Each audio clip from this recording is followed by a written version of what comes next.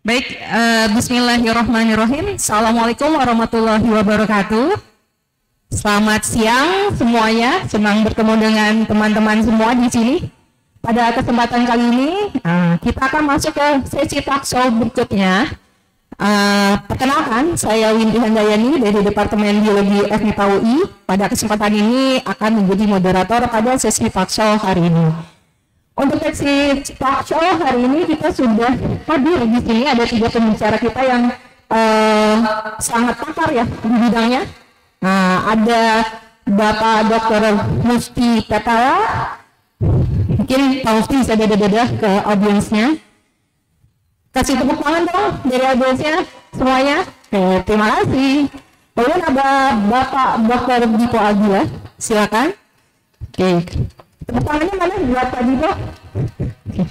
Kemudian juga ada Ibu Cindy dari Departemen Teknik Lingkungan. Oke. Baik, pada kesempatan kali ini ketiga orang narasumber kita yang ada di depan akan memaparkan terkait dengan kegiatan PEMAS yang sudah dilakukan oleh tim dari Pak Mufti, Pak Dipo dan juga Bu Cindy di sini terkait dengan tema umum secara besar. Nah, di sini tentang internalisasi budaya zero waste dan waste for economy. Nanti akan kita simak dari setiap narasumber terkait apa saja kegiatan yang sudah dilakukan selama beberapa tahun ya, tidak hanya setahun ya. Ini kegiatannya sudah dilakukan mulai awal tahun 2020 hingga saat ini. Seperti apa saja, mari kita simak. Mungkin bisa kita mulai dengan, mungkin siapa nih yang mau duluan? Nggak ada. Yang terdekat dulu atau udah, oke. Mungkin sebelumnya terkait dengan tema kita hari ini terkait internalisasi budaya zero waste dan waste for economy, mungkin sedikit gambaran ya kepada teman-teman semua di sini bahwa sebenarnya kegiatan yang dilakukan oleh ketiga pengabdi ini adalah kegiatan bagaimana kita bisa meminimalisasi hingga zero. Mungkin itu butuh PR yang sangat panjang.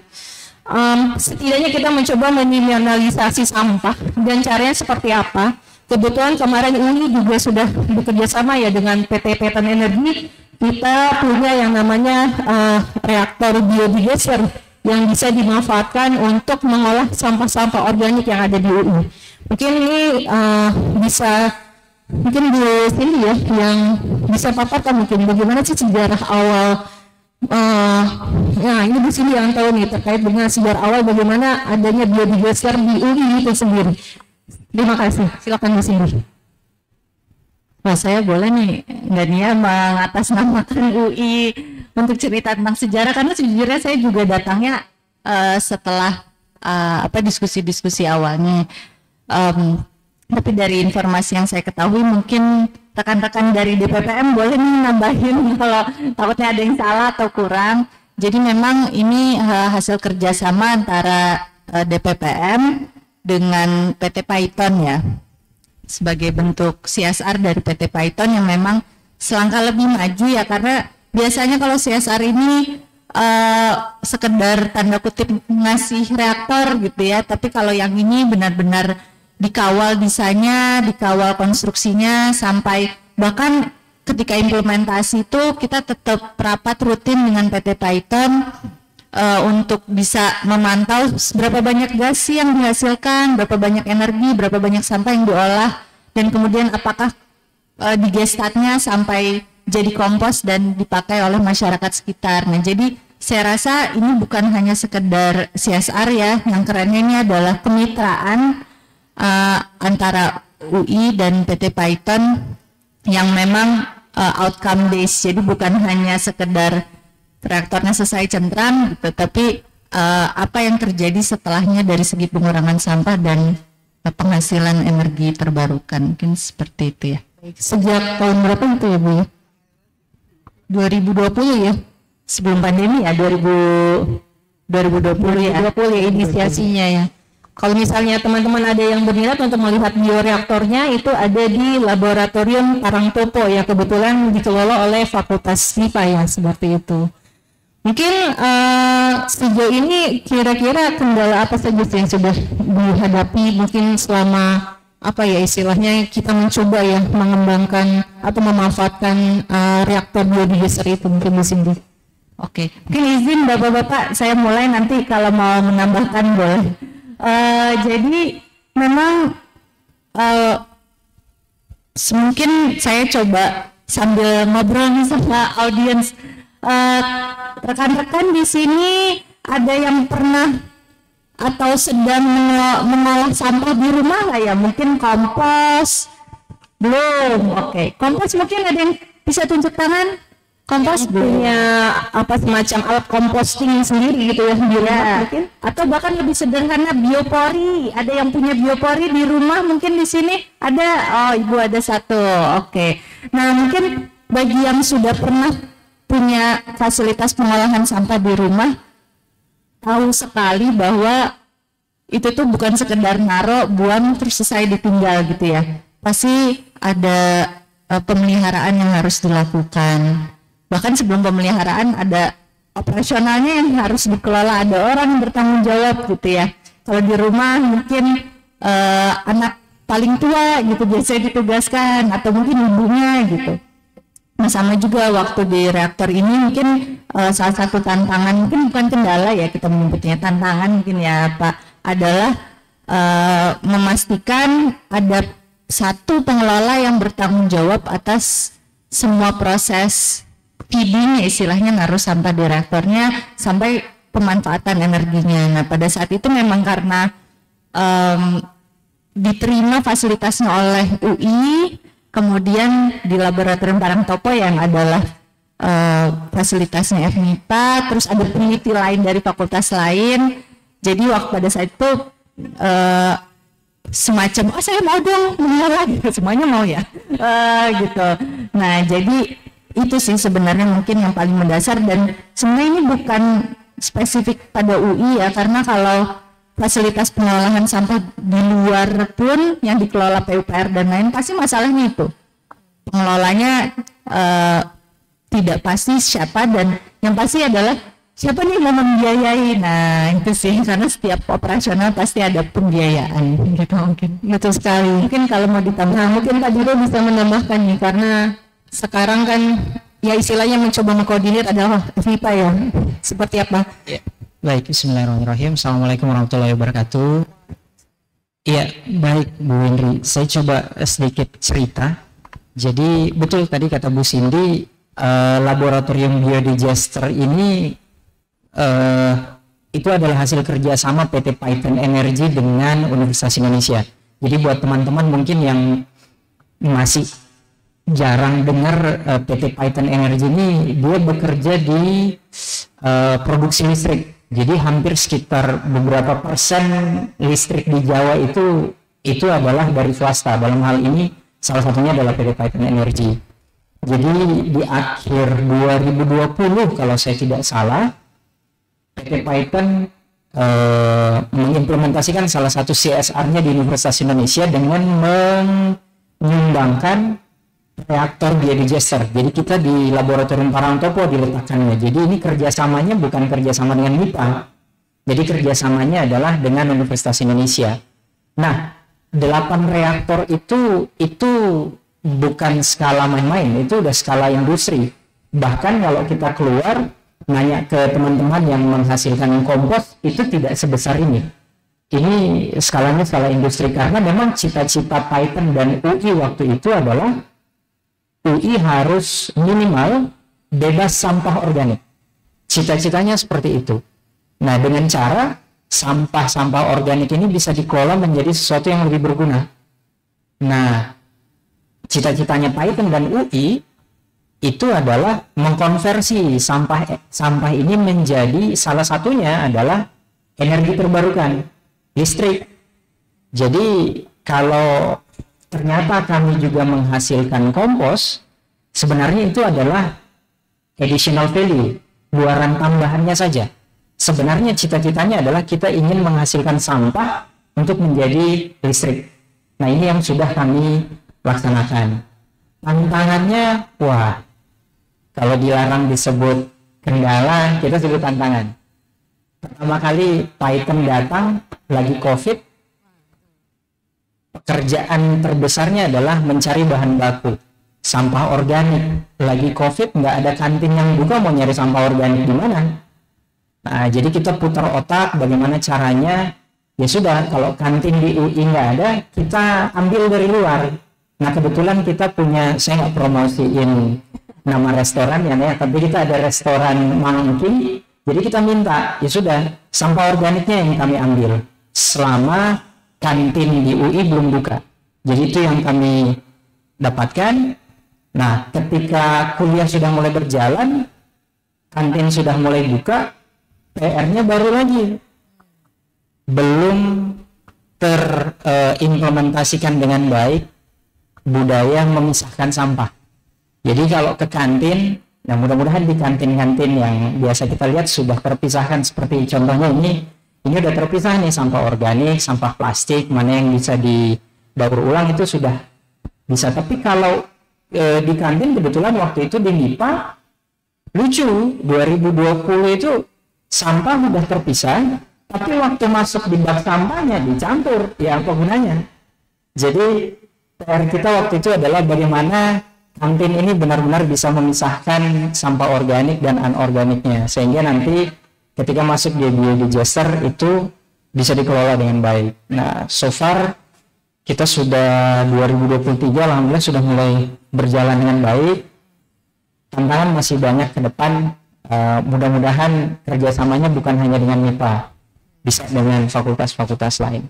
Mungkin seperti itu, Bu Henry. Terima kasih Pak Dipu.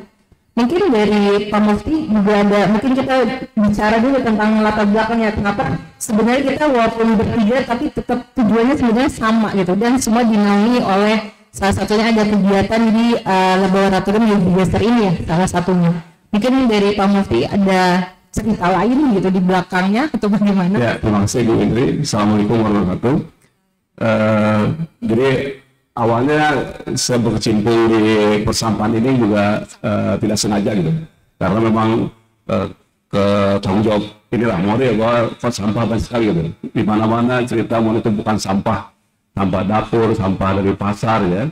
Nah kemudian kalau nggak salah tahun 2018 sebelum COVID gitu ya, kami membentuk tim untuk Pengmas, tapi sasarannya bukan ke masyarakat umum, tapi ke OB dan mahasiswa di kantin gitu. Ya kami ambil itu kantin MIPA gitu ya, sehingga kita bisa mendapatkan bahan-bahan untuk kita olah gitu. Dan kami menggunakan maggot gitu. Maggot itu adalah lalat ya, lalat yang black soldier fly, BSL. Nah itu sangat aktif, sangat rakus untuk makan sampah gitu, sehingga kita pakai itu untuk mengolah sampahnya, dan ternyata memang cepat gitu ya. Jadi dari hasil kita juga hasil penelitian juga, jadi sampah yang ada itu ya, jadi MIPA ini dari catatan yang kami kumpulkan mahasiswa kami itu satu hari bisa menghasilkan sampah kantin saat ini ya, kantin aktif itu sekitar 20 sampai 25 kg sampah sisa makanan gitu ya. Dan ini sebenarnya bisa dimanfaatkan oleh MIPA dan UI untuk sebagai percontohan atau untuk juga mencari uang gitu. Karena setelah diteliti gitu, oleh mahasiswa saya, kemudian kita konversi dengan seberat itu MIPA ini dengan perharinya 25 kilo kita ambil gitu ya, sampahnya itu bisa menghasilkan kompos. Kalau kita hitung ya dari data yang ada itu bisa menghasilkan kompos sekitar 2,5 kg kering gitu ya, dalam waktu 14 hari ya, 14 hari. Berapa kilo Kak tadi? 25 kilo ya, menghasilkan 2,5 kilogram kompos kering ya. Kemudian untuk larvanya, larva BSF yang masih basah gitu ya, itu bisa menghasilkan 6,2 kg.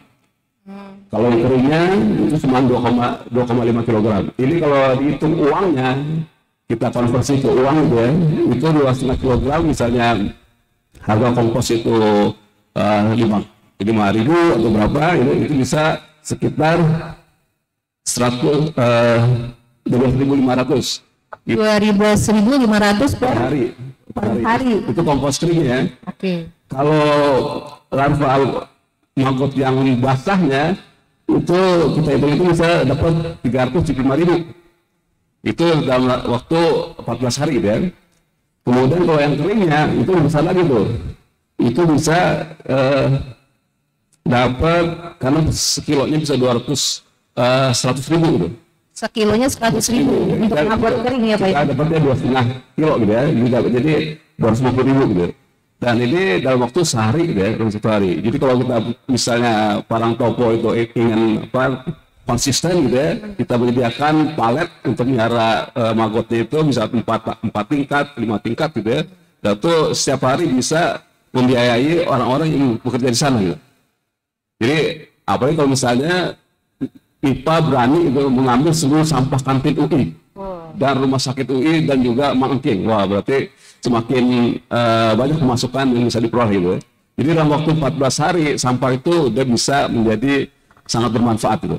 Dan larva ini itu bisa untuk makanan ikan, makanan ayam gitu. Sehingga kita bisa mengembangkan lagi pengmas-pengmas untuk meningkatkan nilai jual atau nilai tambah untuk protein hewani. Mungkin itu gambar ke depannya yang insya Allah akan kami buat juga programnya untuk pengmas ke depan. Wah, mantap, Pak Mufti sudah punya rencana jangka panjang ya terkait dengan gimana mengekonomikan sampahnya seperti itu. Mungkin dari Bu Cindy sendiri ya, di sini kalau lihat kegiatan kegiatan pengmasnya salah satunya tentang wisata edukasi sampah ya, seperti itu ya Bu. Nah ini seperti apa tuh wisata edukasi sampah yang dibuat oleh tim di sini, seperti apa dan targetnya siapa saja gitu? Mungkin bisa diceritakan gitu.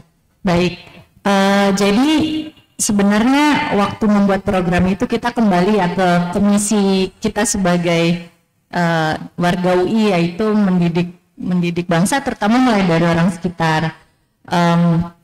Jadi kita melihat bahwa sebenarnya fasilitas yang sudah dimiliki UI khususnya terkait sampah dan ini energi ya tadi, karena Pak Dipo juga menyampaikan poin pentingnya adalah energi itu tuh sudah cukup banyak, tapi tersebar gitu ya, ada yang di FMIPA, ada panel surya di Danau UI, ada solar panel juga di beberapa gedung gitu.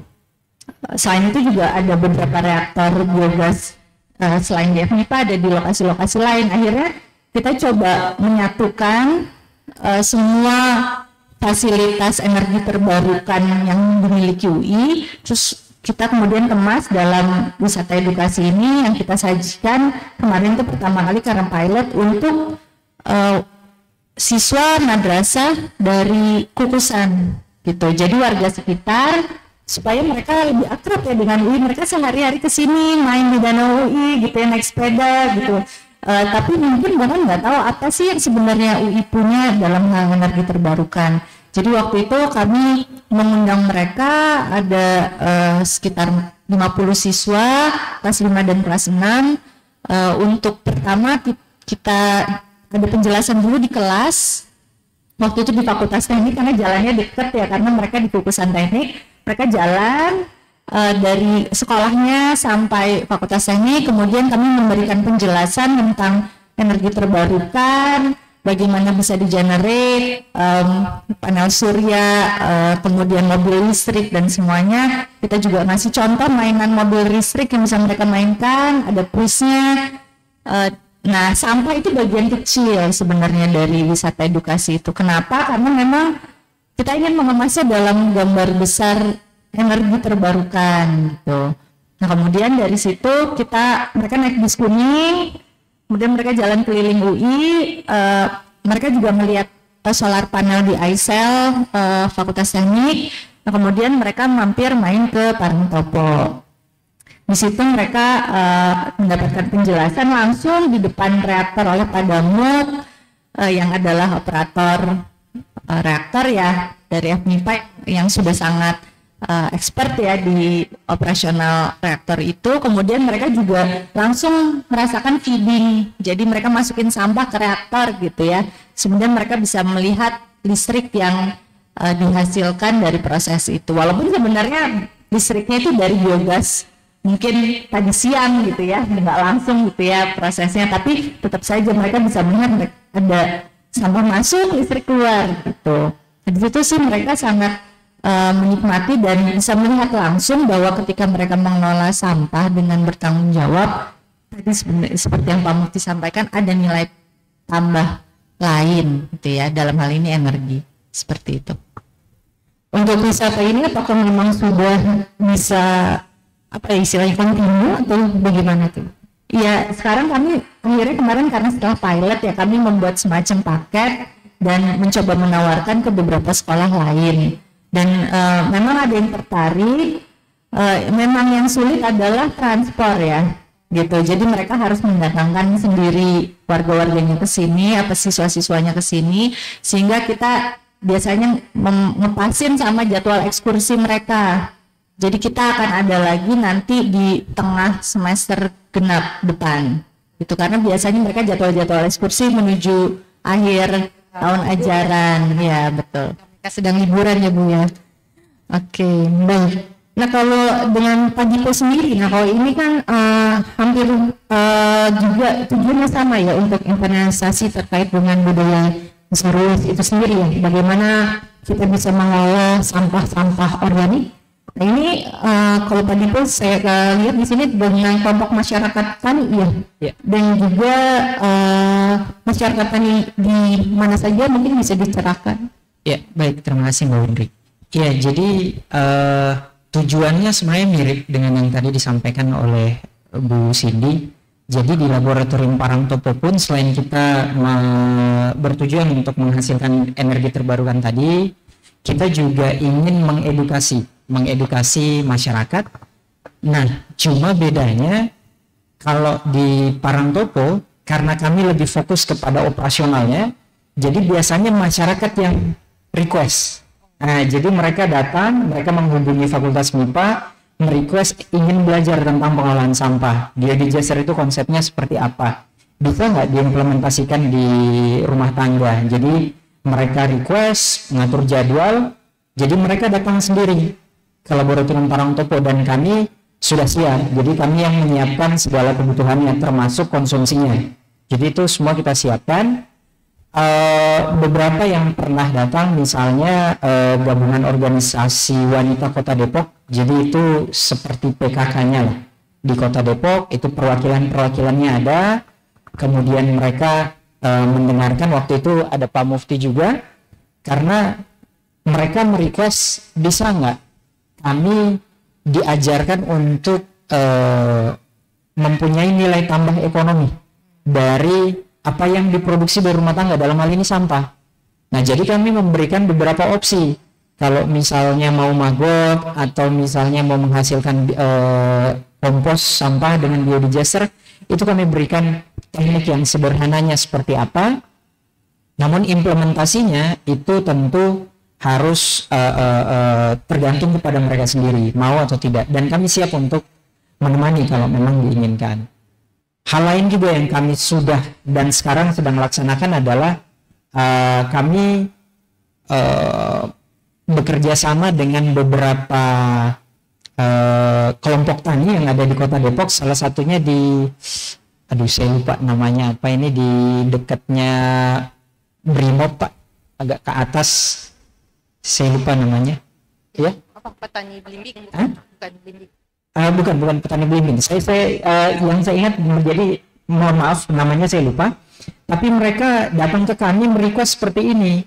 Kami baru direlokasi oleh pemerintah Kota Depok di suatu daerah, itu rumah susun. Nah, tanah yang mereka tinggali di situ itu adalah tanah bekas galian, jadi tidak subur sama sekali. Nah, mereka minta bantuan, ada nggak yang bisa MIPA bantu, bisa lakukan untuk membantu menyuburkan tanah ini, sehingga mereka bisa menjadikan itu sebagai lahan produktif. Nah, jadi kami menawarkan, ya sudah, kami punya produk kompos, silahkan kalau butuhnya apa, kami berikan secara cuma-cuma. tinggal menyurat, kami berikan secara gratis, dan kami berikan juga untuk membantu bagaimana pemanfaatannya. Nah, jadi pada waktu itu ada yang meminta menyuburkan tanah karena tanah mereka cukup sempit. Kemudian ada juga yang meminta untuk konsep urban farming. Jadi dengan lahan yang sempit, mereka ingin tetap bisa bertani. Nah, dalam hal ini contohnya mereka dengan hidroponik. Nah, jadi dari biodigester yang ada di Parangtopo, kompos yang dihasilkan bukan hanya kompos padat, tapi kita juga punya kompos cair. Nah, kompos cair ini yang mereka manfaatkan untuk lebih mengakselerasi pertumbuhan dari budidaya tanaman hidroponik mereka. Nah, jadi itu yang selama ini kami lakukan. Jadi produksi yang ada di laboratorium Parangtopo dalam hal ini kompos padat dan cair, sejauh ini kami berikan secara cuma-cuma kepada kelompok masyarakat yang menghubungi kami, membutuhkan. Nah, itu kami bagikan dan kami kawal. Jadi tidak hanya sekedar memberikan terus dilepas. Dan alhamdulillah sampai saat ini itu kerjasama ini masih terus berjalan sampai ada saat mereka butuh lebih banyak, mereka sudah dalam tanda kutip malu untuk meminta. Jadi dia bilangnya, boleh nggak saya beli saja, karena saya mau mintanya dalam jumlah banyak. Nah, jadi kami waktu itu ya sudah, kalau memang seandainya mau dijual, untuk saat ini kami tidak jual, jadi kami berikan tetap cuma-cuma. Dan nantinya ke depan mungkin tahun 2024 akan ada sebagian produksi yang akan dikomersialisasikan, dijual untuk operasional. Karena selama ini kami masih dibantu oleh BPPM UI untuk operasionalnya. Seperti itu. Mungkin itu yang bisa saya tambahkan, Mbak Widri. Baik, terima kasih Pak Dipo. Mungkin menyambung Pak Dipo tadi ya, terkait dengan kita bisa memanfaatkan ya, sebenarnya target utama dari biodigester ini yang tadi sudah disampaikan oleh Bu Cindy, Pak Dipo dan juga Pak Mufti ya, salah satunya adalah energi terbarukan yang sebenarnya di situ adalah biogas ya, yang dihasilkan dari proses fermentasi dan juga apa istilahnya digestif dari sampah-sampah organik yang ada di dalam bioreaktor tersebut. Nah, namun saat ini memang yang paling banyak dimanfaatkan ya, sejauh ini mungkin optimasi dari biogas itu sendiri masih perlu riset lebih lanjut ya, dan juga apa namanya apa istilahnya peningkatan sistem ya, sehingga dia bisa dimanfaatkan dengan lebih optimal lagi seperti itu. Karena memang saya nggak tahu, mungkin dari apa namanya hasil kemarin yang juga sempat ada hasil uji gasnya juga masih apa namanya kemurnian dari gasnya juga masih perlu ditingkatkan. Nah, kalau kita misalnya coba kaitkan dengan yang sudah banyak dimanfaatkan sekarang, mungkin ada salah satunya ada bentuk pupuk ini ya Pak Mufti ya. Nah, itu mungkin sejauh ini apa ya istilahnya sudah sejauh mana sih tadi Pak Dipo kan dengan kelompok tani. Nah, kebetulan kalau tim Pak Mufti kan salah satunya coba juga ya mengupgrade pupuknya gitu lah, seperti itu. Seperti apa, gimana Pak? Ya, sebenarnya ini pekerjaan yang menguji juga ini. Kita satu tim gitu ya. Jadi yang menguji hasil sisa dari biodigester, pupuk padat pupuk cair itu dari timnya Bu Windy sebenarnya, atau termasuk dalam tim kami lah ya. Dan ternyata memang hasil analisis SNI-nya itu relatif baik gitu, relatif baik ya. Jadi hanya ada beberapa poin yang masih perlu diperbaiki, tapi insya Allah itu nggak begitu pengaruh gitu ya. Nah, juga dengan kompos yang hasil dari maggot gitu ya, itu hampir ya boleh dikatakan semuanya masuk SNI. Jadi artinya sudah standar SNI, dan ini tentunya bisa kita jual dengan, kalau bisa mau dijual Pak, itu bisa dengan harga yang lebih baik lah daripada yang di pasaran. Jadi artinya dengan proses baik dengan biodigester maupun dengan maggot, hasil yang pupuk yang dihasilkan itu sudah cukup untuk memenuhi standar SNI gitu. Nah, jadi mungkin ke depannya menurut saya, jadi sampah-sampah organik yang basah gitu ya, itu dikasih ke maggot, sedangkan daun-daun kering, daun-daun yang jatuhan yang ada di taman-taman ini itu masuk biodigester, sehingga kita ada dua jalan gitu yang sama-sama saling menunjang gitu. Jadi yang satu membersihkan si sisa sampah dapur gitu ya, sisa kantin makanan, yang satu lagi membersihkan atau menghancurkan sampah-sampah daun-daunan yang cukup banyak gitu ya. Mungkin satu truk gitu kan daun-daun ini setiap hari gitu ya, daripada yang sekarang sisanya tumpuk bikin kompos tuh, itu mungkin bisa sampai 2 bulan atau berapa minggu baru bisa dimanfaatkan. Dengan biodigester, dengan maggot itu bisa dalam waktu ya nggak begitu lama ya, nggak sampai sebulan 2 minggu ya, maggot juga 2 minggu udah kita bisa manfaatkan, udah produksi lah hasilnya gitu. Mungkin kalau terkait ini di sini mungkin bisa memberikan gambaran juga ya, seperti apa sih caranya untuk kita bisa mengoptimasi biodigester itu untuk menghasilkan biogas yang lebih baik, dan juga mungkin sampah yang lebih bukan sampah ya, kompos yang lebih bernutrisi lagi mungkin.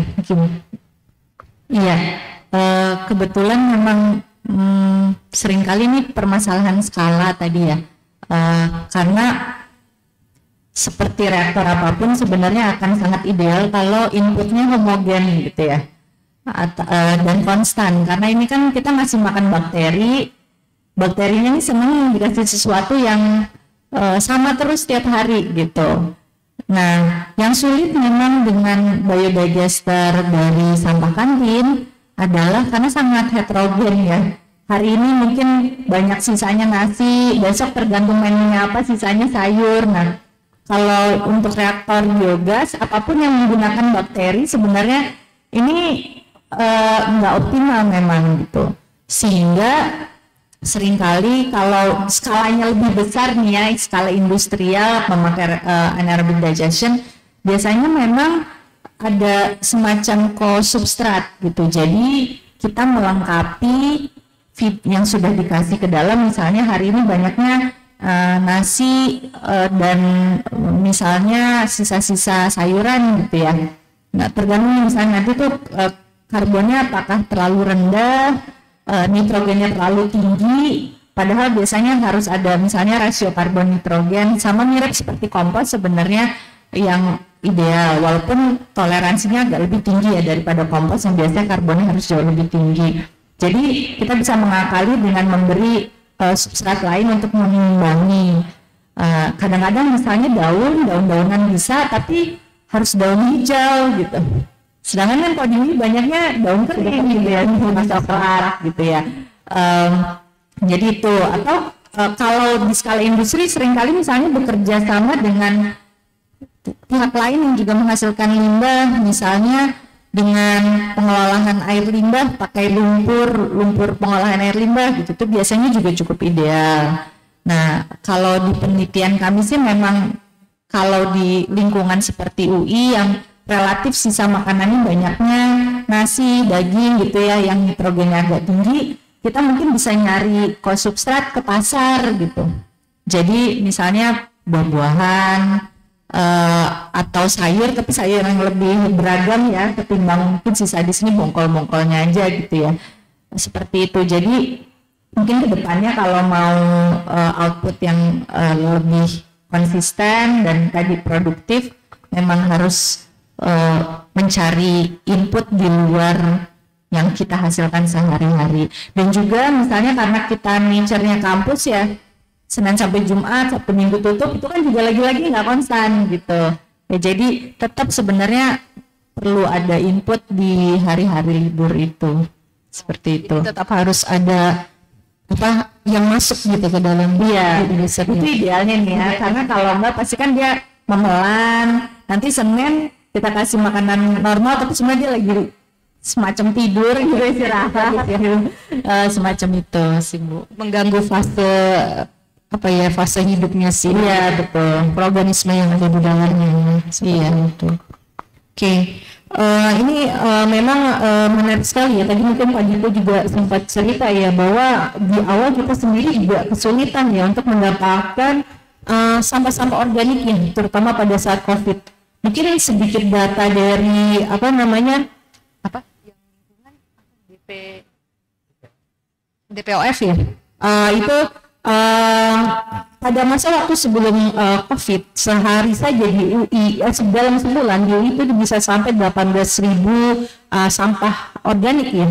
Sementara 18.000 kilo ya, jadi 18 ton ya sampah organik di sini. Sementara pada masa COVID itu sangat sedikit, hanya sekitar 3.000 kilo ya. Dan ini memang saat ini kita juga sedang istilahnya kan sudah mulai aktif kembali kantin-kantin di kampus, tapi sejauh ini kita masih belum bisa jadi PR yang sebenarnya kan harapannya inginnya gimana nih UI mengelola sampah-sampah organiknya seperti apa, dan kita sudah punya istilahnya lab biodigesel ini sebagai salah satu unitnya. Nah mungkin Pak Dipo mungkin terkait dengan polisi atau kebijakan dari UI ada saran, masukan atau apa nih, haruskah kita bagaimana agar langkah kita ke depan lebih terintegrasi lagi gitu mungkin Pak? Iya, baik, terima kasih Mbak Windri. Iya, jadi tantangannya sekarang udah berbeda dibandingkan sekitar 2-3 tahun yang lalu. 2-3 tahun yang lalu kita tantangan terbesarnya adalah bagaimana kita tetap bisa operasionalnya jalan dengan sangat terbatasnya bahan baku. Jadi mau dicari pun emang bahan bakunya nggak ada. Sekarang bahan bakunya itu udah ada. Kantin-kantin udah mulai buka. Setahu saya kantin-kantin yang cukup besar itu ada di MIPA, ada di FISIP, teknik juga cukup besar. Saya nggak tahu mungkin di fakultas-fakultas lain juga kantinnya cukup besar. Tapi bagaimana PR-nya adalah bagaimana kita bisa mengkoordinir ini.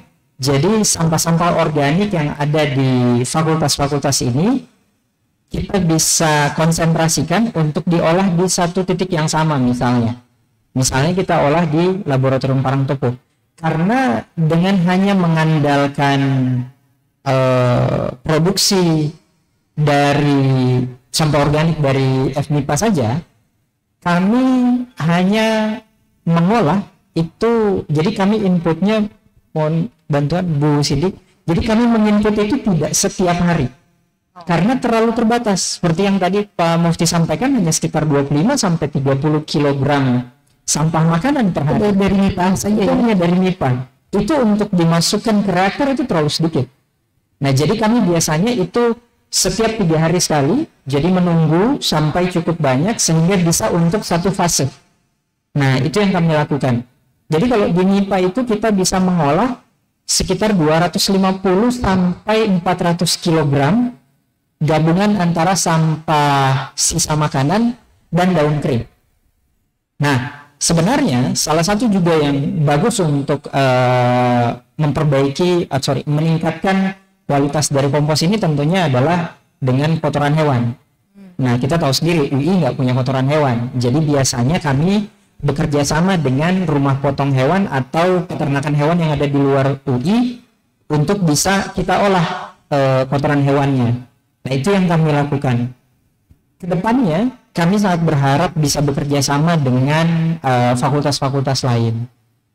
Tantangannya cukup besar. Kalau kita bercermin dengan apa yang kami lakukan di MIPA, tantangan terbesarnya itu bukan mengolektif sampahnya, tapi bagaimana mengedukasi orang-orang yang ada di kantin, dalam hal ini adalah pengelola kantin, untuk bisa memisahkan sampah organik dan non-organik. Itu jadi PR yang cukup besar. Karena mereka tidak merasakan bahwa saya butuh itu. Saya tidak pisahkan pun sampah ini pasti akan tetap dibuang. Jadi di awal-awal itu begitu sulit untuk mengedukasi pengelola kantin ini. Jadi yang kami lakukan di MIPA adalah padekan, dalam hal ini langsung membuat polisinya itu top down. Jadi bekerja sama dengan K3L, kita buat sebuah policy, sampah ini tidak akan diangkut kalau tidak terpisah. Dan itu kami tidak sekedar mengancam, kami melakukan itu. Jadi sampah itu sempat tidak kami angkat, itu hampir 1 minggu, tidak kami angkat dan biarkan pengelola kantin sendiri yang buang. Dan akhirnya alhamdulillah dengan kita buat aturan seperti itu, sekarang di MIPA sampah ini sudah terpisahkan. Jadi benar-benar kalau yang akan kita olah di Laboratorium Parangtopo itu tinggal diangkat satu wadah saja yang memang isinya adalah sampah organik. Sedangkan sampah daun kering yang ada di MIPA, alhamdulillah Pak Mufti itu sudah tidak kemana-mana lagi. Sekarang kan sampah daun keringnya UI itu ditumpuk di penumpukan sampah daun kering yang di jalan ke PNJ kalau saya tidak salah. Di situ ada sampah daun kering itu ditumpuk di situ dengan harapan bisa terdekompos sendiri. Cuma waktunya bisa sampai 2 bulan. Nah kalau dengan biodigester kita 2 minggu sudah bisa. Alhamdulillah. Jadi sejauh ini itu yang kami lakukan di MIPA, dan ke depan kita berharap bisa kerjasama dengan fakultas lain dan RSUI. Sebenarnya RSUI juga sudah sempat bertanya ke kami untuk kerjasama, cuma kendalanya adalah mereka tidak punya kendaraan operasional untuk mengirimkan sampah organik dari tempat mereka ke MIPA. Jadi itu yang menjadi PR, dan mudah-mudahan tahun 2024 kita bisa ketemu solusinya, khususnya masalah kendaraan operasional ini. Mungkin itu Mbak Windri. Baik, mungkin dari Pak Mufti ada tambahan mungkin dari sisi entah apakah kita perlu juga kerjasama dengan Pemprov Depok atau Pemkot Depok gitu, atau bagaimana mungkin Pak? Ya memang ini kalau memang niatnya UI Zero Waste gitu ya, jadi sampah dulu itu tidak keluar ke Depok, nah mungkin kita perlu kerjasama dengan Depok sehingga kita bisa dapat misalnya insentif atau apa gitu ya, sehingga sampah-sampah yang dari UI itu nggak keluar dari Depok kita manfaatkan, yang organik kita bikin energi, kita bikin pupuk, kemudian yang sampah plastik kita olah lagi. Nah, itu sebenarnya masih panjang jalannya, tapi ini suatu langkah yang sangat perlu dan sangat penting gitu ya. Dan juga UI-nya sendiri, tapi Pak Dipo juga mahasiswa juga mengalami bagaimana susahnya mengambil sampah dari kantin yang benar-benar pure sampah organik gitu. Dan itu biasanya kecampur-campur dengan saset bekas sambal, dengan tisu segala macam. Jadi artinya memang kita perlu mengedukasi semua warga UI ya, baik mahasiswanya, mungkin dosennya, penjaga kantin, OB di sana yang mengurus sampah, itu perlu memang kita edukasi sehingga memang seperti katakan Pak Dipo, yang diangkat itu benar-benar langsung bisa masuk di Jester, bisa langsung masuk untuk biopon, maggot gitu. Jadi artinya memang kita bekerja secara profesional gitu.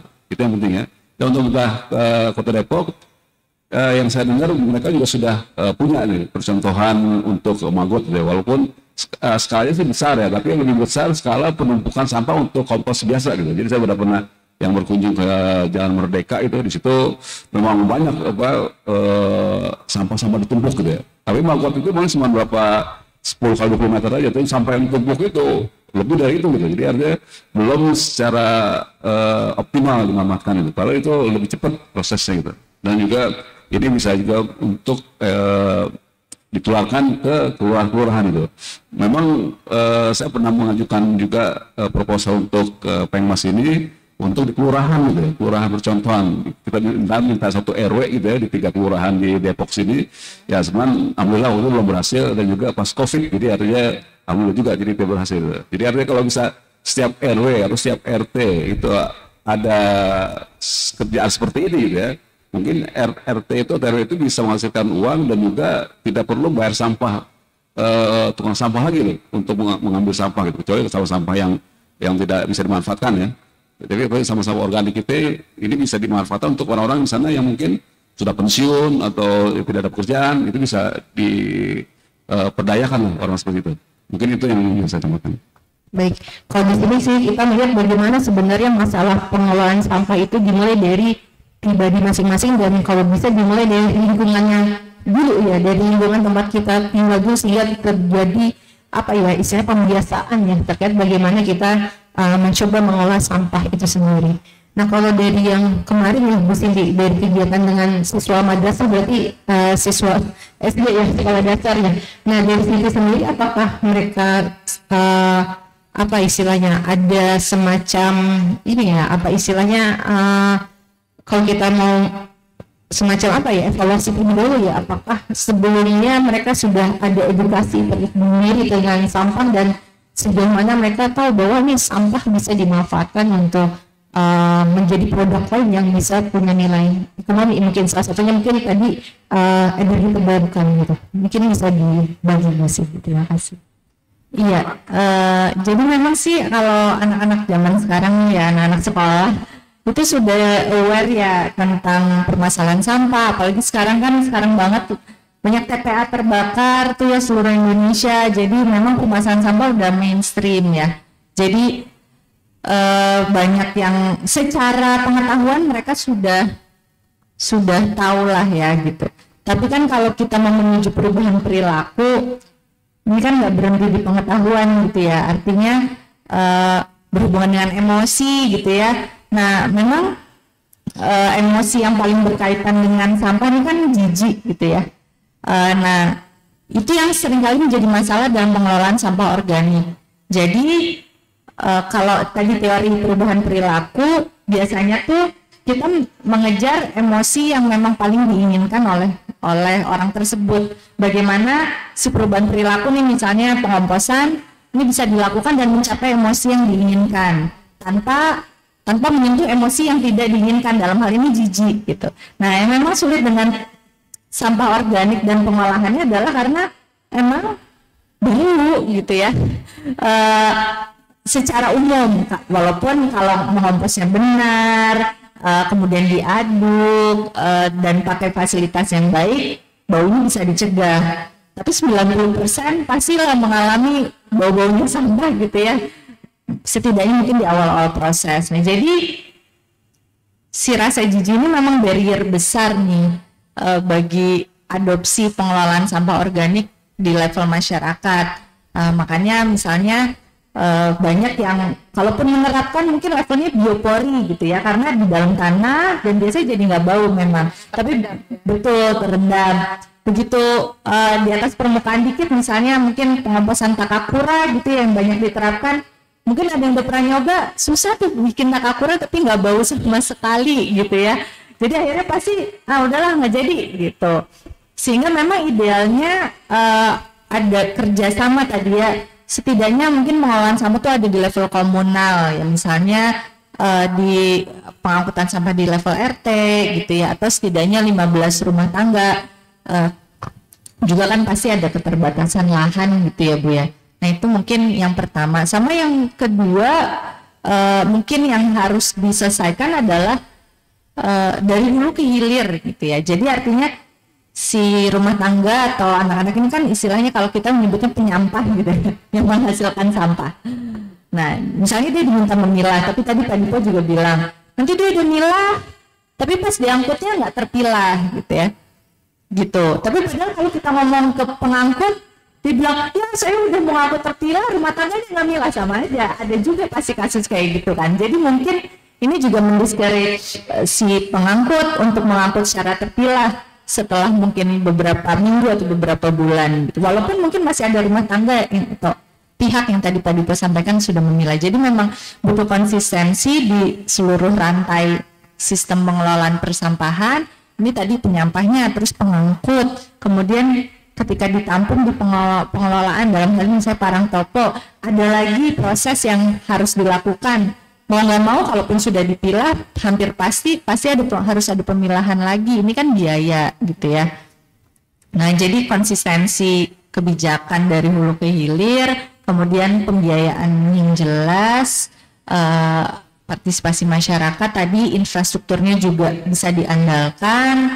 Nah, ini bagaimana nih menjawab itu semua? Karena memang pasti berarti harus ada satu penanggung jawab yang tadi balik lagi ya, ini siapa nih penanggung jawabnya gitu. Ini tadi ketika misalnya ini sampah Parang Topo itu fasilitasnya MIPA dibiayai oleh DPPM, tapi apakah memang itu tanggung jawabnya DPPM untuk membiayai gitu?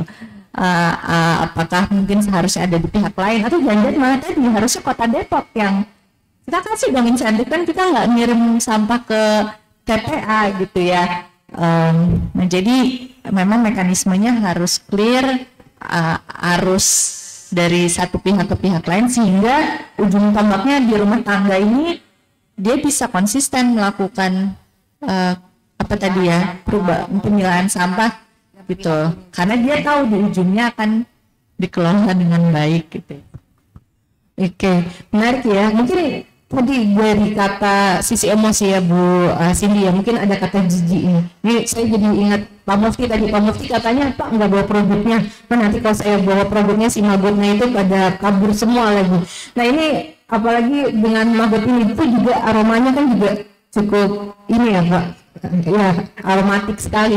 Nah itu bagaimana nih Pak untuk yang terkait dengan misalnya pemanfaatan mabut sendiri untuk sampah organik? Kalau biodigesel kan dia cenderung tertutup ya di dalam kubah wadah domnya itu. Tapi kalau untuk BSF sendiri dimanfaatkan untuk pengolahan sampah organik bagaimana? Ya sebenarnya saya kemudian sudah coba di rumah gitu ya, sudah coba dengan ember tumpuk namanya gitu, dan itu tertutup gitu. Dan memang baunya tidak keluar sih, tidak keluar. Soalnya pas dibuka itu kan sang gitu kan, ya agak bau-bau sedikit lah, tapi ya cuma sebentar lah. Jadi artinya sebenarnya bisa diantisipasi lah gitu. Itu bisa dengan metode-metode tertentu bisa ditanggulangi bau-bau itu ya, bau yang tidak enak gitu ya. Tapi tadi kita sini memang baunya pasti ada bau gitu ya. Nah itu yang perlu kita gunakan metode-metode yang mengurangi bau itu gitu ya. Ya yang masalah kedua itu emang gelian gitu. Kalau orang nggak tahan tuh lihat uget-uget gitu ya, segede ambil segede setengah kelingking itu kan lumayan juga gitu kan. Ya ini mahasiswa saya ada yang nggak geli-gelian, ya dia mau beli dari itu ya udah, jadi nggak apa-apa bermain-main dengan uget-uget itu. Jadi memang ya itu perlu keberanian tanda petik ya. Jadi emosi itu ternyata tidak berbahaya, itu tidak menjijikkan, itu hewan itu sangat bermanfaat. Itu mungkin perlu digaung-gaungkan juga sehingga kesan jijik, kesan kotor, penyakit itu bisa dikurangi gitu. Oke, baik, ini kan berarti terkait dengan edukasi. Kalau misalnya tadi itu juga ada dengan sekolah dasar ya Pak ya. Nah itu mungkin bisa juga di-sharing pengalamannya, apakah ada hal-hal yang menarik lainnya gitu bisa. Betul Bu Henry. Iya, jadi kalau kita cerita dengan sosialisasi atau ngobrol-ngobrol dengan adik-adik di sekolah itu, identiknya pengolahan sampah pasti bau. Jadi waktu mereka tahu bahwa nanti kalian akan diterimanya itu di depan biodigesternya, itu udah kepikiran pasti bau nih. Tapi kami membuktikan bahwa pengolahan sampah yang tepat itu bisa diminimalisir baunya. Jadi apa yang kami lakukan di Laboratorium Parangtopo itu kami mengkombinasikan antara pengabdian masyarakat dan sains. Kami minta tolong ke teman-teman dari fisika dan dari kimia dan biologi. Nah dalam ini timnya Pak Mufti dan Bu Henry, bagaimana caranya agar supaya bau yang dihasilkan ini bisa diminimalisir, karena beberapa perusahaan-perusahaan yang punya CSR itu yang sempat studi banding ke kami, tantangan yang mereka dapatkan adalah ketika mereka ingin membuat biodigester itu adalah ditentang oleh masyarakat sekitar karena akan menghasilkan bau. Jadi tuntutannya itu yang tadi, jadi ada perasaan sudah skeptis dari awal bahwa ini kalau ada pasti bau.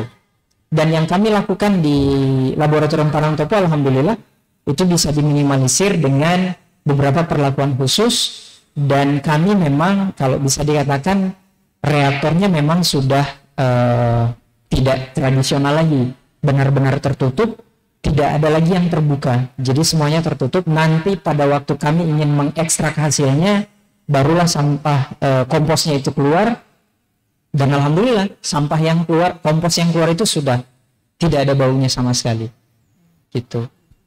Oke, baik, jadi memang terkait sampah ini tergantung bagaimana kita men-treat sampahnya tersebut ya.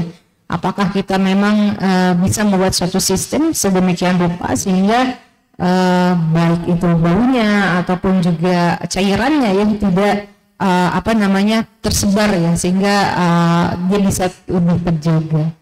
Nah, mungkin kemarin saya juga dikasih info ya dari tim BPPM ke Bu Cindy nih. Di sini katanya Bu Cindy ada program juga terkait dengan National Geographic Explorer Grant, ya seperti itu. Mungkin bisa dipaparkan itu kegiatannya seperti apa Bu? Oke, mungkin biar agak nyambung dikit gitu ya. Jadi memang dalam rangka edukasi isu persampahan, kami bekerja sama waktu itu dengan Danone Aqua untuk membuat modul edukasi persampahan untuk tingkat SD, SMP, dan SMA. Ini dua buku yang berbeda. Nah kemudian kami mengajukan hibah via National Geographic Society. Di sini mungkin rekan-rekan kalau mau coba nanti ada bukaan lagi di bulan kalau nggak salah nih 2024 gitu. Mereka itu memberi grant yang skopnya cukup luas, boleh ke kalau di Google NGS Explorer Grant gitu ya. Itu bisa riset, tapi dalam konteks ini juga bisa edukasi gitu. Nah, kami akhirnya menyasar aspek edukasinya dan kemudian kami programnya adalah mengimplementasi buku yang kami buat tersebut di Wakatobi. Waktu itu isunya yang ingin kami angkat adalah karena isu sampah ini susah. Tapi kalau mungkin ada yang pernah tahu isu sampah di daerah pesisir dan kepulauan itu lebih susah lagi karena biasanya lahannya amat sangat terbatas dan nggak bisa kemana-mana gitu ya. Kalau mungkin di Jakarta bisa buang sampah ke Bekasi jauh gitu, jauh di mata gitu kan. Nah tapi kalau di pulau nggak bisa hal ini. Nah jadi kami ingin mengangkat isu sampah, pengelolaan sampah bertanggung jawab di lingkup kepulauan. Dan akhirnya waktu itu jadi kami mengadakan training of trainer di mana kami melatih isi buku itu ke 8 orang. 6 orang adalah anak-anak SMA dan kuliah dari pecinta alam. Kemudian 2 orang ini dari polisi kehutanan. Karena waktu itu kami di-hostnya oleh Taman Nasional Wakatobi. Nah, kemudian 8 orang ini kita berlatih selama 4 hari untuk memberikan pendidikan persampahan yang kami buat dalam 6 modul, dan kemudian mereka yang kemudian melatih anak SMA dan SMP gitu selama 2 hari waktu itu pelatihannya. Total ada sekitar 100 anak SMP SMA yang dilatih. Nah dari situ memang yang menarik ini adalah karena training of trainer, jadi seorang yang kita latih ini punya skill buat ngajarin orang lain lagi di luar program ini. Dan yang memang kami dapatkan infonya mereka masih sangat aktif untuk mengadakan pelatihan-pelatihan, bukan untuk anak sekolah sih secara spesifik, tapi ke pihak-pihak ini. Kalau untuk polisi kehutanan biasanya memang kan mereka ada semacam pendampingan masyarakat ya. Biasanya untuk masyarakat indigenous yang di hutan gitu. Nah biasa mereka memberikan modul ini ke masyarakat, dan kalau yang anak-anak pencinta alam biasanya memberikan modul ini ke anak-anak baru pecinta alam yang baru masuk gitu. Nah jadi ini memang hal positif yang kita lihat supaya tadi berkelanjutan ya, karena Ibu nanya setelah ini apa nih, gitu, jangan berhenti di situ saja gitu ya. Nah ketika kita training of trainer memang jadinya itu hal positif yang kita dapat. Nah, ya sekalian memang selain artinya mungkin mau sekalian promosi, selain dana Pengmas yang sudah sangat generous diberikan oleh UI, rekan-rekan juga bisa, ini nggak cuma terbuka buat dosen ya, teman-teman alumni atau mahasiswa, kalau mau coba bisa apply, karena saat ini di Indonesia yang dari 15.000 hibah National Geographic Explorer yang pernah diberikan, baru 40 orang Indonesia yang pernah menerima. Lebih karena nggak ada yang daftar aja sih kayaknya ya, belum tahu kali. Iya, kasih tahu mudah-mudahan banyak nih. Iya, jadi bisa dicoba. Konteksnya memang harus agak disesuaikan ya, karena tadi isunya explorer, jadi mungkin menggali kayak misalnya saya edukasi sampah, tapi mungkin nggak bisa tuh edukasi sampah tanda kutip cuman di Depok. Gitu. Akhirnya makanya saya mengangkat isu Wakatobi karena berkaitan dengan alam dan memang fokusnya National Geographic gitu. Baik, mungkin yang menarik ya, semua dimulai dari edukasi tadi ya. Sebenarnya seberapa penting ya, mungkin ini bisa jadi semacam refleksi, mungkin bisa disampaikan oleh setiap dari narasumber di sini. Sebenarnya terkait permasalahan sampah itu sendiri, selain edukasi, hal apa lagi sih yang sebenarnya memang harus diperhatikan diperhatikan ya gitu, karena kita tidak mungkin hanya edukasi saja ya, dan ada hal lain yang memang juga harus kita pertimbangkan. Mungkin dari Pak Dipo mungkin bisa kasih gambaran lain pun, kalaupun mas edukasi memang yang terpenting, hal apa saja yang memang harus diperhatikan dari edukasi ini, seperti itu mungkin.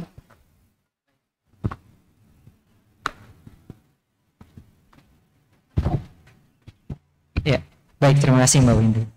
Iya, mungkin agak klise ya kalau kita mengatakan bahwa edukasi adalah salah satu hal yang paling penting, dan itu memang benar adanya. Namun pengalaman yang kami rasakan untuk bagaimana bisa menggerakkan laboratorium Parangtopo adalah ada sebuah kebijakan yang langsung dari institusinya. Karena kalau hanya sekedar orang-orangnya sudah teredukasi dengan baik, belum tentu dia mau melakukan kalau tidak terfasilitasi. Nah, jadi fasilitasnya harus siap. Kalau seandainya memang kita ingin bahwa sampah-sampah yang ada di kantin-kantin yang ada di UI itu bisa dikelola dengan baik, pertanyaannya, apakah fakultasnya dalam hal ini yang membuat kebijakannya sudah menyiapkan fasilitas untuk itu? Misal, sudah ada belum tempat-tempat untuk memisahkan sampah ini?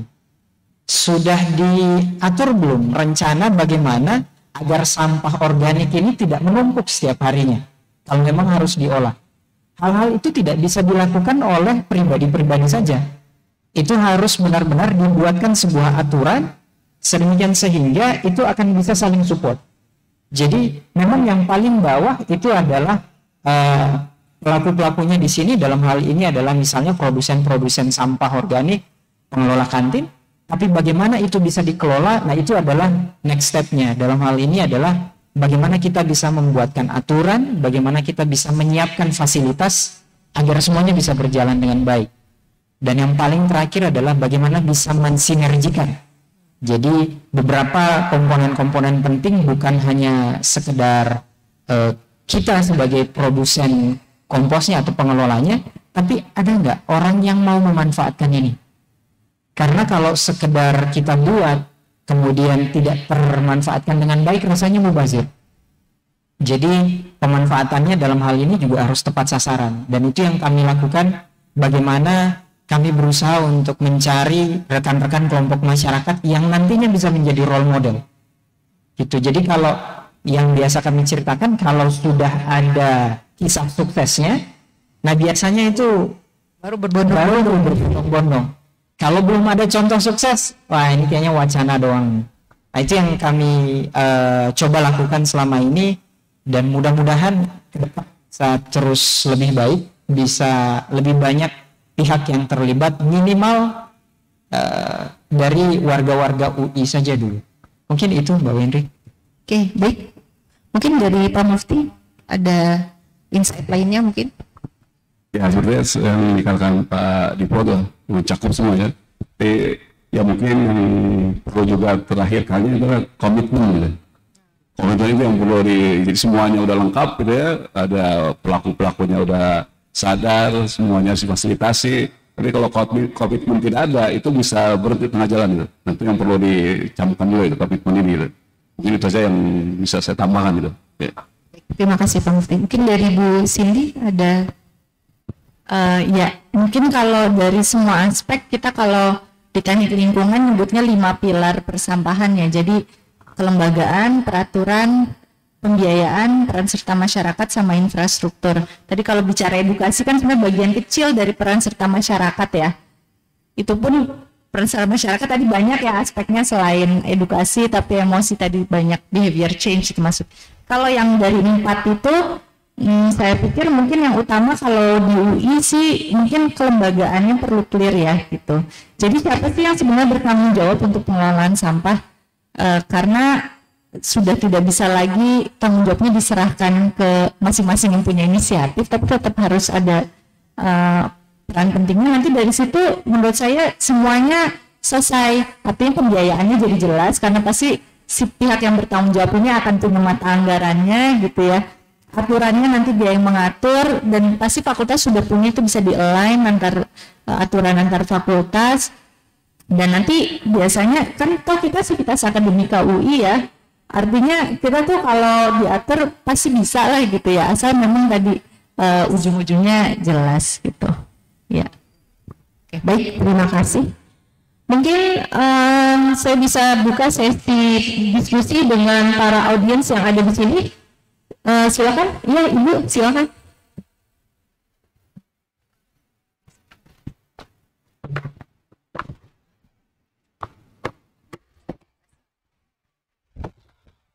Terima kasih Ibu, sebutkan nama dan asal dari mana.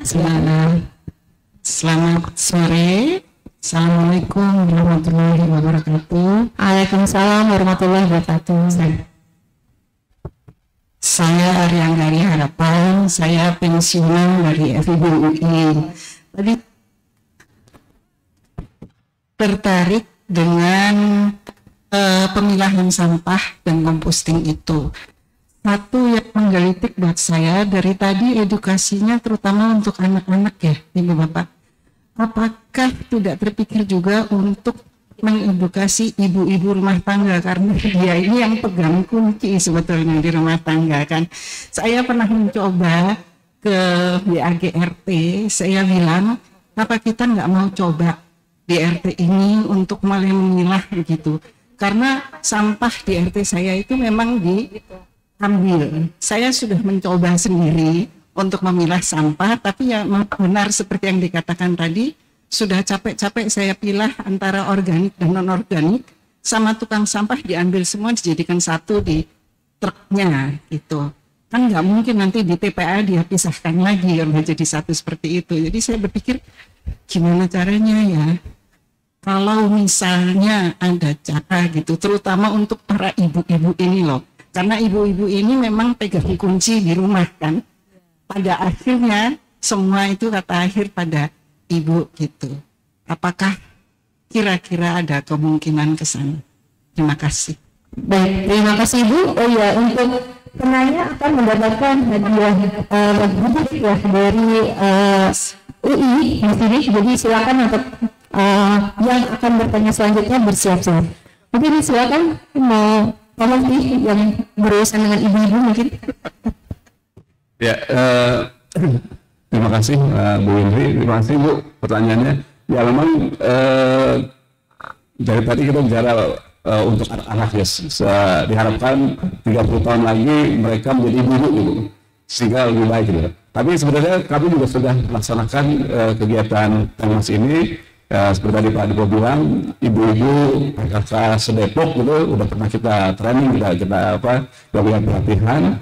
Dan ya mungkin kita perlu evaluasi tadi Bu ya, apa manfaatnya training kita berikan gitu. Dan juga pernah juga ada beberapa ketua RT yang minta juga ke kami untuk diajarkan bagaimana mengolah sampah dengan maggot. Jadi sebenarnya sudah pernah Bu, mungkin tadi kurang begitu jelas penerangannya. Jadi untuk ibu-ibu juga sudah pernah, malah yang belum bapak-bapak gitu Bu.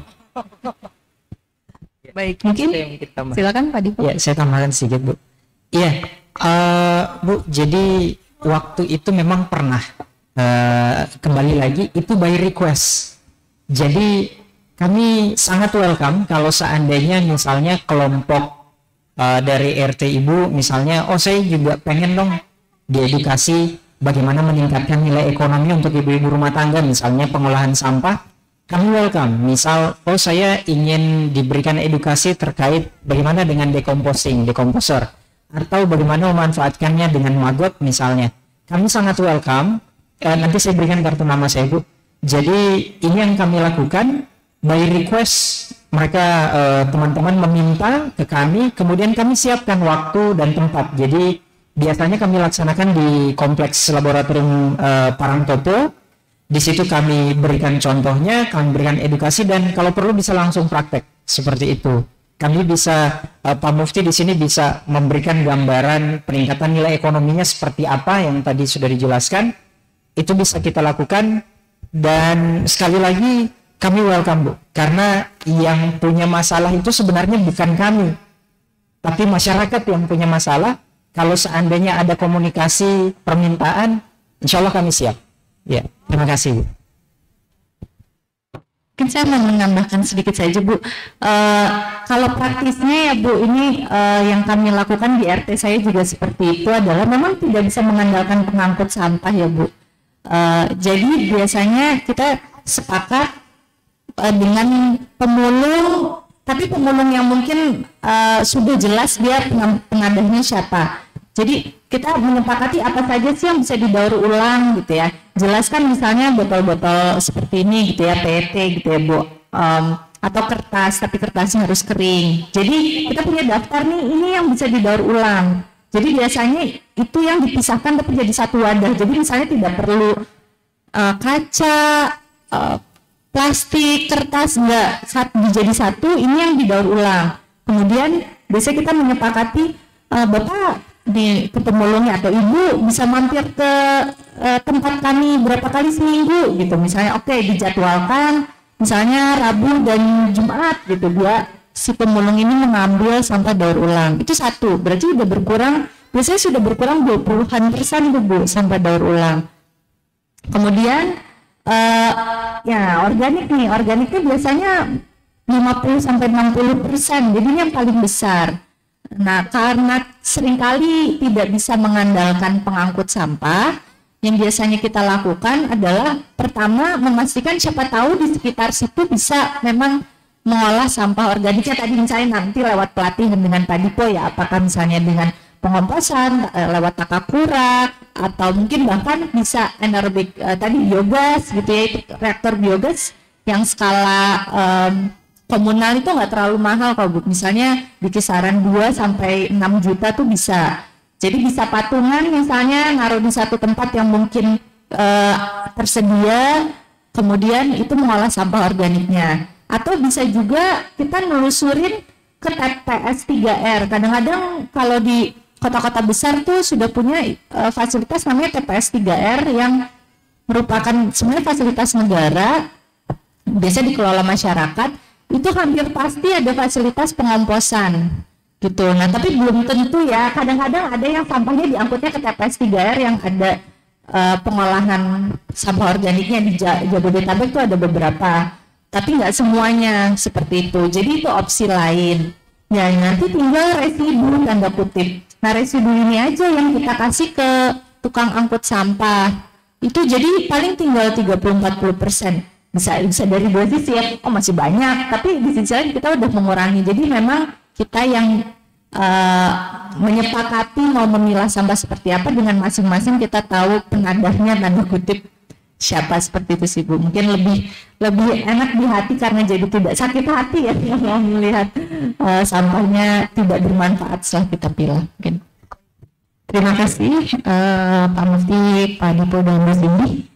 Mungkin silakan jika ada yang ingin bertanya, nanti akan mendapatkan goodie bag dari UI, dan juga untuk penanya terbaik akan mendapatkan paket eksklusif ya dari Emas Mining Logam Mulia di sini. Baik, apakah ada penanya selanjutnya? Silakan. Ya, silakan Pak.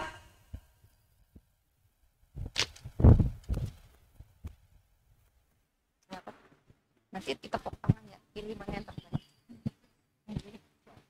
Selamat sore, Assalamualaikum warahmatullahi wabarakatuh. Waalaikumsalam warahmatullahi wabarakatuh. Salam sejahtera, salam kenal. Saya Iwan, alumni FT 85. Saya di sini mewakili Kolaboratif Action Center dari ILUMI UI. Kebetulan saya membidangi kegiatan lingkungan. Dan karena sejak 10 tahun yang lalu saya bekerja sebagai konsultan waste management, jadi saya sangat concern dengan topik pembahasan hari ini. Terkait dengan apa yang dipaparkan Bapak Ibu sekalian di depan, bulan lalu saya baru saja diskusi dengan Pak Tito dari PUDEK 2 MIPA terkait informasi adanya biodigester di MIPA. Yang saya baru tahu adalah ternyata kapasitasnya bisa untuk mengolah sampah dari seluruh fakultas di UI. Betul ya Pak? Oke. Nah, justru ini bisa jadi akan menjadi sejalan dengan program yang sedang kami usung, bahwa terutama saya mengomentari tentang pengolahan sampah di UI ini adalah dikelola oleh perusahaan pihak ketiga. yang dikontrak oleh UI dengan nilai yang sangat fantastis. Ya, tetapi pekerjaan mereka hanya pemeliharaan kebersihan yang di dalamnya adalah tupoksinya untuk mengangkut sampah dari tiap fakultas ke UPS mestinya. Dan terjadi di proyek ini sempat 2 minggu lebih tidak terangkut sampahnya dengan alasan TPA Cipayung overload, tidak menerima sampah. Dan ini akan berarti akan terjadi lagi di waktu-waktu yang akan datang apabila tidak ada antisipasi dari pihak internal kampus. Saya juga sudah koordinasi dengan K3L, DOPF, dan masing-masing pimpinan di fakultas.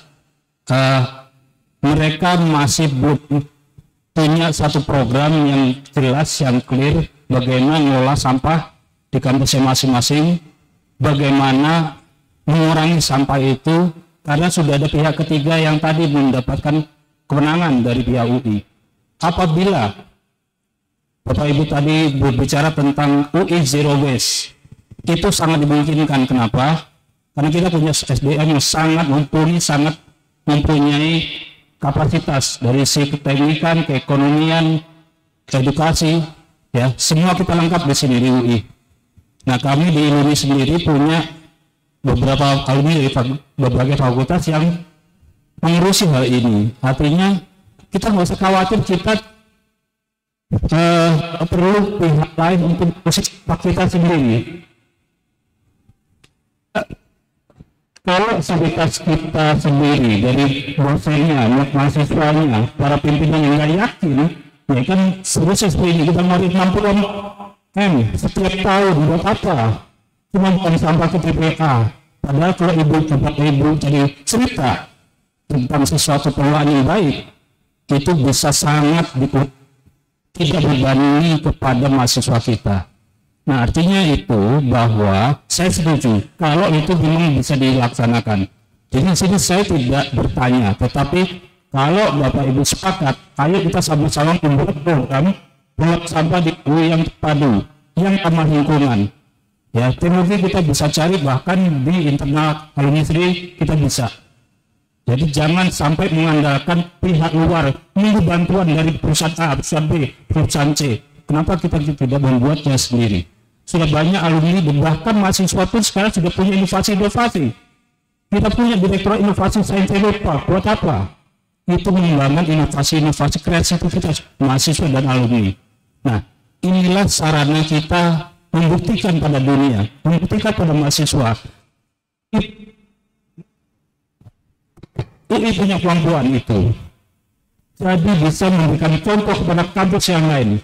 Kenapa kita punya Green Metric, tetapi kita nilainya cuma dari nomor 24? Buat apa?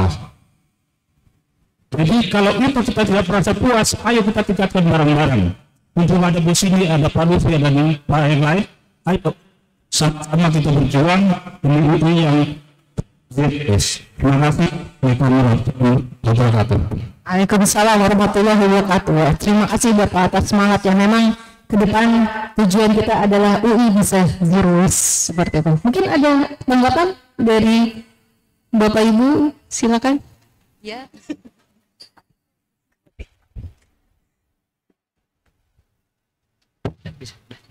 Ya, baik. Mungkin saya sedikit menanggapi, Pak. Saya setuju. Sebenarnya kita tuh punya segala-galanya. Sumber daya manusia kita punya, fasilitas kita punya. Tinggal mau nggak kita dari yang tadi saya sampaikan di awal, top down. Kebijakannya itu benar-benar harus terpusat.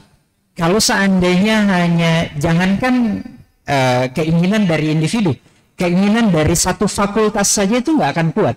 Kecuali UI-nya memang yang membuat aturan ini. Jadi memang kebijakan harus ada dari level UI, apakah mau memaksa setiap fakultas untuk ada pengolahan sampahnya. Kalau seandainya kita hanya bergerak, misalnya hanya MIPA atau hanya teknik yang bergerak, fakultas lain pun tidak melakukan, itu akan sia-sia rasanya. Jadi makanya kami dalam hal ini yang diberikan kepercayaan untuk mengolah laboratorium biodigestur Parangtopo sedikit demi sedikit, mudah-mudahan mulai dari tahun depan kita mencoba untuk mengajak beberapa fakultas lain itu untuk bekerja sama dalam pengolahan sampah ini. Kendala terbesar setiap kami berbicara dengan perwakilan beberapa fakultas itu adalah kendaraan operasional. karena mereka sudah siap. Kami siap untuk edukasi bagaimana caranya agar fakultas kami itu sampahnya bisa terpilah. Tapi bagaimana mendistribusikan ini ke laboratorium Parangtopo, nah itu yang jadi PR lagi. Nah, ketika kita tanpa ada kebijakan dari universitas, misal universitas membuat sebuah aturan bahwa misalnya DPOF yang mengangkut sampah ini memindahkannya ke laboratorium Parangtopo, insya Allah itu jalan. Tapi lagi-lagi kalau tidak ada kebijakan seperti itu, kita harus memutar otak bagaimana caranya agar semuanya bisa berjalan. Salah satunya adalah yang sedang kami laksanakan sekarang adalah berusaha untuk mencari kendaraan operasional sendiri. Nah, itu yang sedang kami coba bekerja sama dengan beberapa perusahaan untuk bisa CSR-nya diarahkan ke situ. Jadi mudah-mudahan tahun 2024 sampai 2025 jangka pendeknya kami bisa bekerja sama dengan 3-4 fakultas di UI untuk bisa manfaatkan laboratorium biodigester Parangtopo. Mudah-mudahan itu bisa memberikan glimpse dari rencana kami jangka pendek ke depan. Ya, terima kasih, Pak. Baik, terima kasih Pak Dito. Ada lagi dari? Oke. Baik, ada lagi penanya dari audiens? Ya, silakan. Satu lagi, yang mana? Ada ini sama itu. Oh, ada dua. Yang di sini. Oke, boleh. Yes. Baik, perkenalkan saya Novita, salah satu dari Ikatan Keluarga Besar Sumba. Bisa agak ke sini mungkin, nggak tahu mukanya Mbak. Punten. Yang ada di Bogor. Pertanyaan saya umum. Yang terjadi di kontrakan saya, dari RT atau RW mengutus salah satu orang untuk mengambil sampah di setiap rumah tangga. Sedangkan orang yang bertugas itu tidak memakai sarung tangan atau memakai masker. Apakah dari kebijakan dia itu ada dampak untuk dianya? Yang kedua, di dalam RT atau RW saya sudah mengumpulkan sampah yang ingin kami daur bersama dengan teman saya. Nah, saya mau daur sampah itu di dalam bedengan yang ada banyak tanamannya. Apakah pendauran itu punya dampak terhadap tanaman yang ada di sekitar bedengan kami? Itu saja, terima kasih. Oke, baik, terima kasih. Silakan. Siapa Bu Cindy?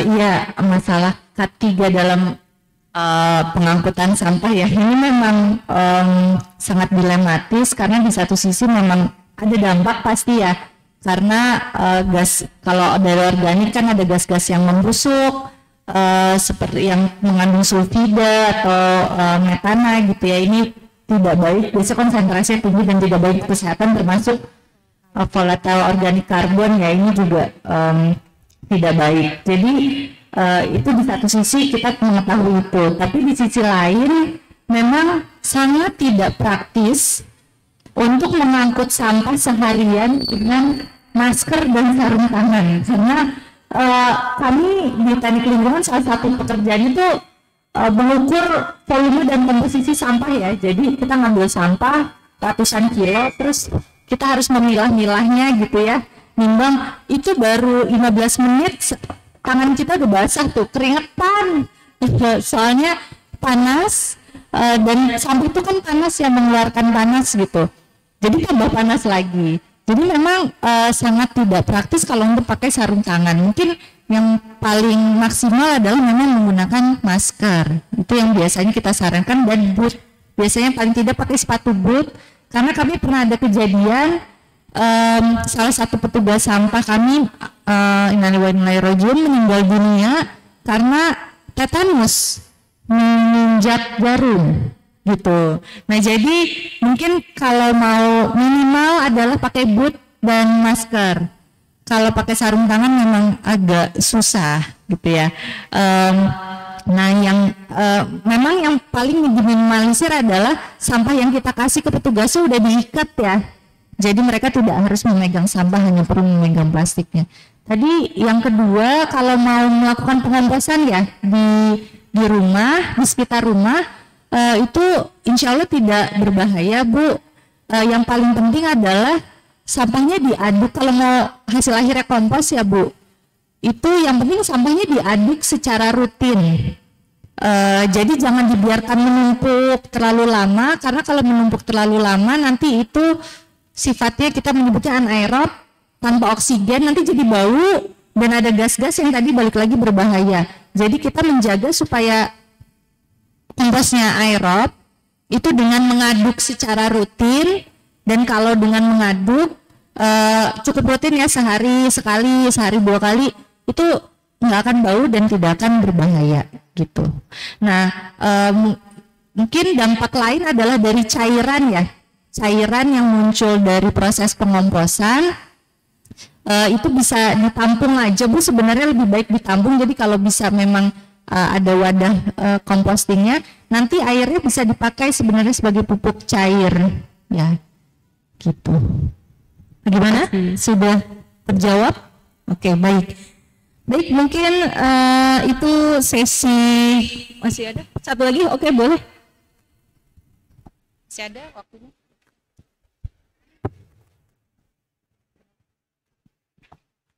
Terima kasih. Assalamualaikum warahmatullahi wabarakatuh. Waalaikumsalam warahmatullahi wabarakatuh. Terima kasih sekali selalu dikasih kesempatan. Saya Christopher dari Sumba. Ya.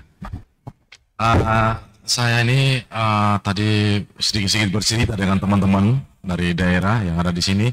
Sangat menarik. Saya apresiasi dari NTT Pulau Sumba mengapresiasi program UI Pengmas. Karena menurut kami, saya sebelumnya mohon maaf saya kenalkan, saya Christopher Billy. Saya sempat tadi dengar ada kerjasama juga terkait polisi hutan. Saya polisi hutan. Di luar dinas, saya punya kelompok-kelompok literasi. Seperti apa yang kita bicara ini. Saya mengingat tadi dari Fakultas MIPA, mohon maaf ya. Saya jadi ingat Bapak Kebamoto. Dari tempat saya. Saya selalu duduk bersama beliau di balai-balai, berdiskusi seperti ini. Makanya balai-balai itu saya kasih nama kampus balai-balai. Saya kasih nama Pak beliau. Dalam 7 bulan saya belajar bersama beliau. Beliau berbicara tentang gas. Tadi sempat dibilang ya butana. Saya sempat dengar dari beliau butana. Di dalam sini. Kita pernah bicara tentang misi ini, bagaimana orang Sumba punya menghasilkan menghidupkan motor dari ini. Cuman orang hebat ini ketika pulang di Sumba, beliau masuk dengan seperti itu pengabdian, tetapi mulai dari lini politik. Beliau susah di sana, tidak berkembang, ditolak di negeri sendiri. Saya setuju dengan program Pemas UI, tidak ada kepentingan politik. Benar-benar panggilan jiwa pengabdian. Saya tidak bertanya, semuanya lengkap. Ilmu pengetahuan sudah ada, programnya sudah ada, konsepnya sudah ada.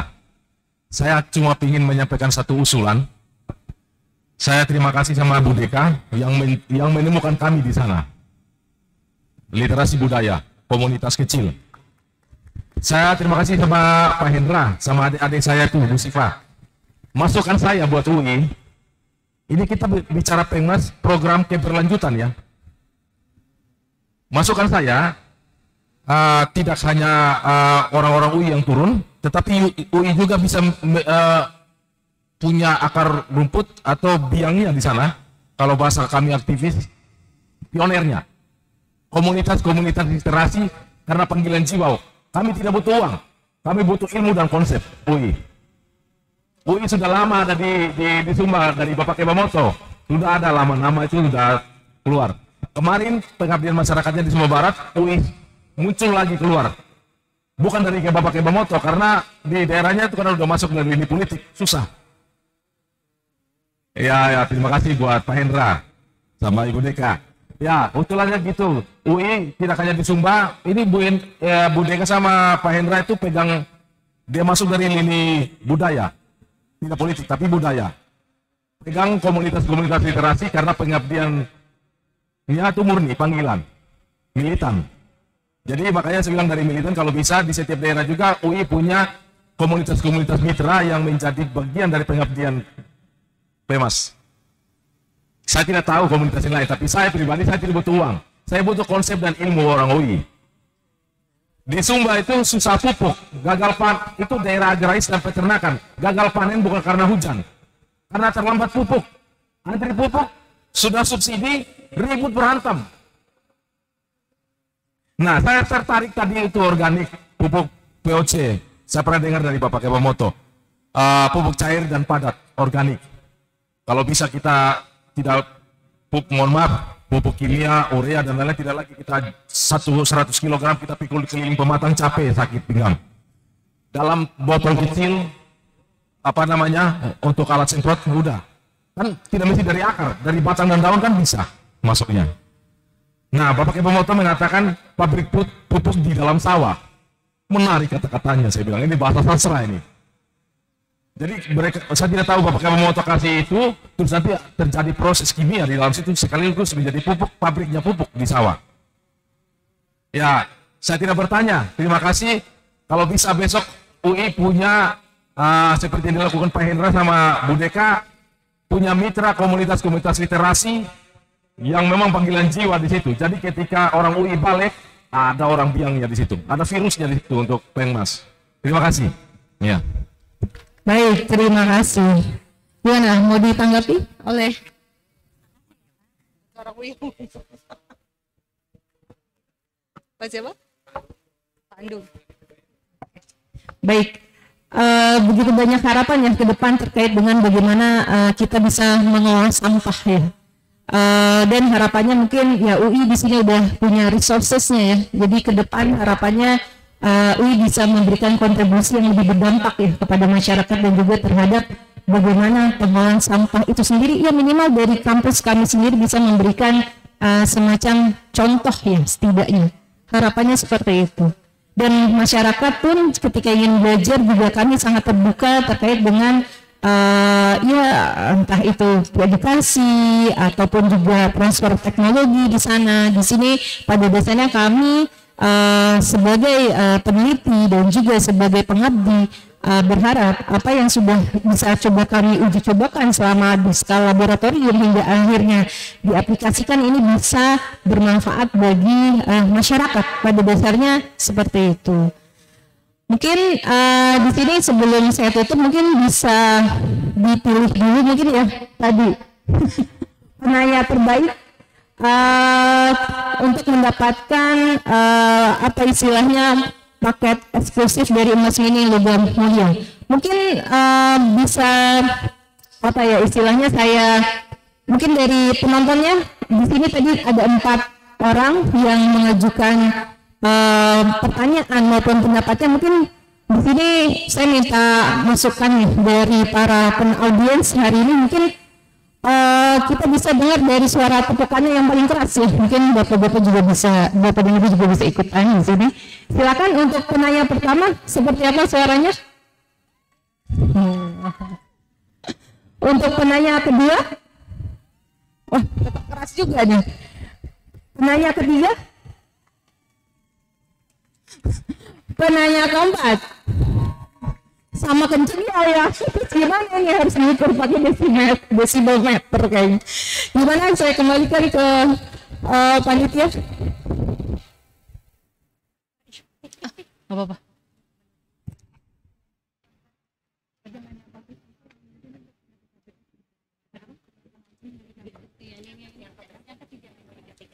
Baik, nih hasil perundingan dari tim panitia bahwa yang dilibatkan sebagai pertanyaan terbaik ada dari penanya ketiga ya. Tadi silakan Ibu, Mbak atau Ibu silakan maju ke depan. Yang menyerahkan boleh.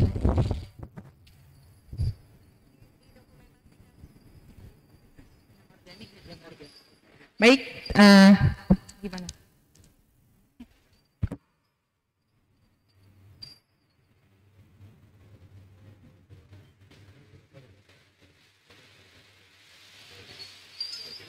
Selamat. Oke, tepuk tangan hari ini untuk para narasumber kita, Pak Mufti, Pak Dito di sini dan juga para audiens semua yang di sini memiliki semangat untuk terus akhirnya kita bisa mewujudkan zero waste ya, di kehidupan kita. Seperti mungkin itu saja yang bisa kami sampaikan hari ini. Kurang lebihnya mohon maaf. Selamat sore. Assalamualaikum warahmatullahi wabarakatuh.